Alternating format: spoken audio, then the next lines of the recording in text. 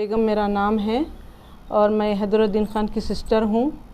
और मेरी रिक्वेस्ट है तेलंगाना गवर्नमेंट से कि हमारे प्रॉपर्टीज़ जो भी है मैं उम्मीद करती हूँ कि तेलंगाना गवर्नमेंट से कि हमारी प्रॉपर्टीज़ जो भी है हमारे हैंडओवर करिए। हमारा हक़ हमको नहीं मिला अभी तक, तो मेरी गुजारिश है, मैं उम्मीद करती हूँ कि जल्द से जल्द हमारा हक़ हमें दिलाया जाए, ताकि जो है हम लोग कई बार जो है रिक्वेस्ट किए हैं, कई बार केसेस वगैरह में हम लोग इंक्लूड वगैरह भी हुए हैं। तो मेरी जो है बहुत गुजारिश है कि हम तेलंगाना गवर्नमेंट से मेरी गुजारिश है कि हम फैमिली हमारा हक़, हमारी फैमिली जितने भी है सबको हमारा हक़ हमें मिल जाए। Thank you. जिसके अंदर ये क्लियरली मेंशन है कि ये प्रॉपर्टी कोटा वार्ड की कस्टडी में है। उसके बाद साथ ही साथ जब ये प्रॉपर्टी कोटा वार्ड की कस्टडी में है तो ये हुकूमत की जिम्मेदारी है कि उसके ऊपर कोई भी किस्म। अस्सलाम वालेकुम। आज बतारीख 6 सितंबर 2021 को मैं नवाब हैदरुद्दीन साहब उर्फ हैदर नवाब जो मेरे बाजू बैठे हुए हैं उनकी जानिब से और उनके अफराद ख़ानदान की जानिब से आप सबके ज़रिए आवाम को ये इत्तला देना चाहते हैं कि नवाब हैदरुद्दीन साहब के वालदा मरहुमा अहमदुन्निसा बेगम की मौरूसी जायदाद वाक़ रशीदगुड़ा विलेज जो सर्वे नंबर 1 से 82 टोटल मिन जुमला 459 एकड़ 17 गुंटे है और ये ज़मीन शमशाबाद मंडल में आती है। इन सब ज़मीनों की निगरानी कोटा वार्ड के ज़ेरे निगरानी थी, जिसको साल 1959 से होते हुए 1961 में ज़ेरे निगरानी कोटा वार्ड से बहाल किया गया, जिसके सारे दस्तावेज़ मौजूद हैं। हुकूमत आंध्र प्रदेश ने 1961 में गज़ीट नोटिफिकेशन के ज़रिए आवाम को ये इत्तला दी कि ये ज़मीन कोटा वार्ड की निगरानी से मेरी वालदा मरहुमा यानी अहमदुन्निसा बेगम मरहुमा के नाम पर बहाल कर दी गई।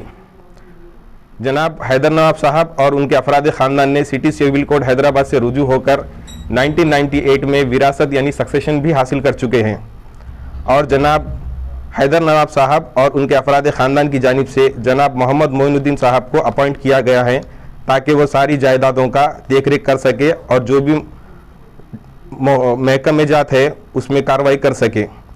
मुसलसल शमशाबाद मंडल के MRO, RDO और कलेक्टर रंगारेड्डी डिस्ट्रिक्ट और CCLA तेलंगाना को दरख्वास्त देने के बावजूद कोई ख़ास जवाब हासिल नहीं हुआ है।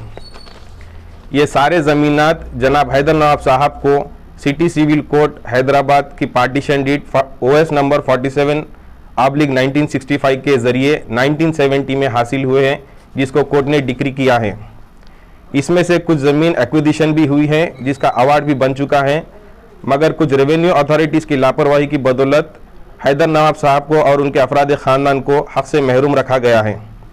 अगर रेवेन्यू हुकाम यानी रेवेन्यू अथॉरिटीज़ CCLA और कोटा वार्ड के आर्डर के मुताबिक अमल करेंगे और जनाब हैदर नवाब साहब और उनके अफराद ख़ानदान का नाम रेवेन्यू रिकॉर्ड्स में रेक्टिफिकेशन करके करेक्शन करके अपडेट कर देंगे तो उनको उनका हक़ हासिल हो सकता है।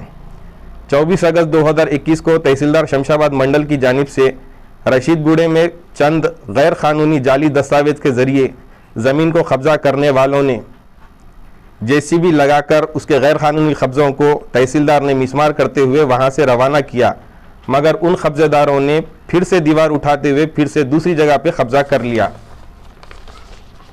जनाब हैदर नवाब साहब की तबीयत नासाज होने की वजह से वो बार बार मुख्तलिफ ऑफिसर्स को नहीं जा सकते, इसीलिए जनाब मोहम्मद मोइनुद्दीन साहब को उन्होंने अपॉइंट किया है ताकि वो सारी पैरवी कर सके।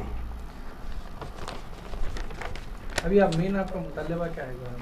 मुतालिबा ये है कि MRO, कलेक्टर और RDO को बार बार एप्लीकेशंस देने के बावजूद कोई किस्म की जवाब नहीं आ रहा है, कोई किस्म की कार्रवाई नहीं की जा रही है और रेवेन्यू अथॉरिटीज़ के पास से कोई जवाब नहीं आ रहा।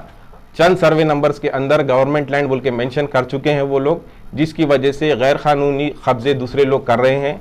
जब हम कब्जा लेने के लिए कोशिश करने के लिए बात भी करने के लिए जाते हैं तो हमको ये बताया जाता है कि वो सरकारी ज़मीन है।